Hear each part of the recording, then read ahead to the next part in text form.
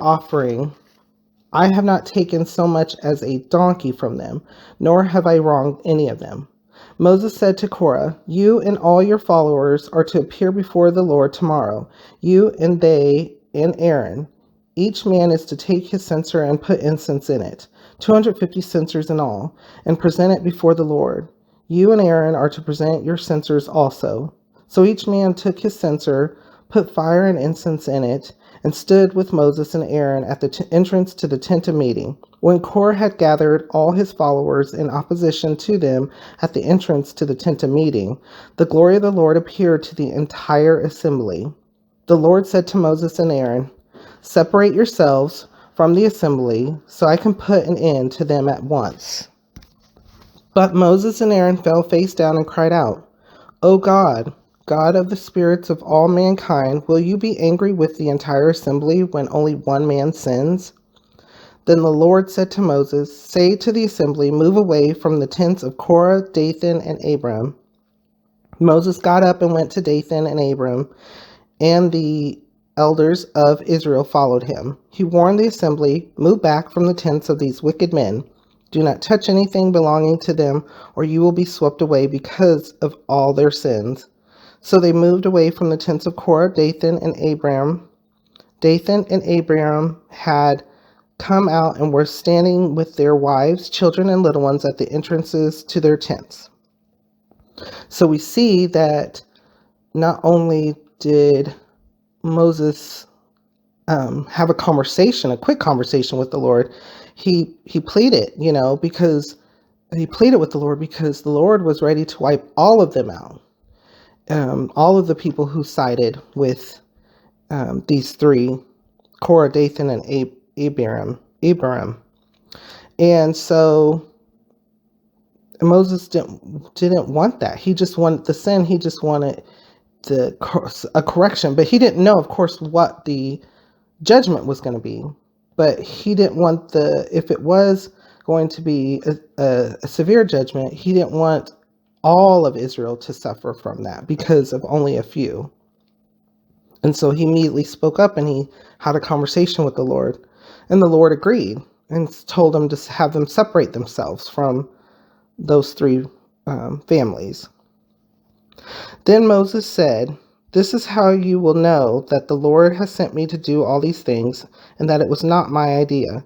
If these men die a natural death and experience only what usually happens to men, then the Lord has not sent me. But if the Lord brings about something totally new, and the earth opens its mouth and swallows them with everything that belongs to them, and they go down alive into the grave, then you will know that these men have treated the Lord with contempt. So you notice how he's talking, because the men were not just having an issue with Moses, they were having an issue with the Lord. The Lord was leading Moses. The Lord was teaching Moses. The Lord was showing Moses how to lead his people. And so, as you can see, Moses is telling them, he's saying, I am just the servant. I'm the servant leader yes, I'm leading you by instructing you what the Lord is telling me, but the Lord is guiding us. The Lord is telling me what to do. And so he's showing here that he is the issue that these people had was with the Lord and Moses. And so I don't understand why you would have an issue with God, especially when his presence was there. He was providing you with everything, other than just feeling too much pride to not be humble, to think that things were better, or there's a better way, or there's an alternative when there is not. And so, there's just a lot here. As soon as he finished saying all this, the ground under them split apart, and the earth opened its mouth and swallowed them, with their households and all Korah's men and all their possessions. They went down alive into the grave, with everything they owned. The earth closed over them, and they perished and were gone from the community. At their cries, all the Israelites around them fled, shouting, "The earth is going to swallow us too." And fire came out from the Lord and consumed the 250 men who were offering the incense. The Lord said to Moses, "Tell Eleazar, son of Aaron, the priest, to take the censers out of the smoldering remains and scatter the coals some distance away, for the censers are holy. The censers of the men who sin at the cost of their lives hammer the censers into sheets to overlay the altar, for they were presented before the Lord and have become holy. Let them be a sign to the Israelites." So the Israelite community once again saw the Lord's glory and saw actual action happen. The earth opened up. The people who were in rebellion, that's an important word throughout the Old Testament, throughout the Bible, throughout knowing the wisdom is rebellion. And so that might be a good word to look up in the Bible and to reference back in. What does that mean? What does rebellion mean? And what happens? What are the consequences of rebellion? So these men were rebelling. They were rebelling against Moses, but they were truly rebelling against God.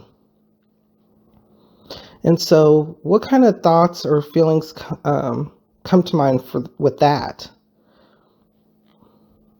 I mean, there's a lot of instances where I have to look at where I see people who are leaders and they sometimes you start questioning them and you questioning their leadership because it seems off. It doesn't seem that it's correct.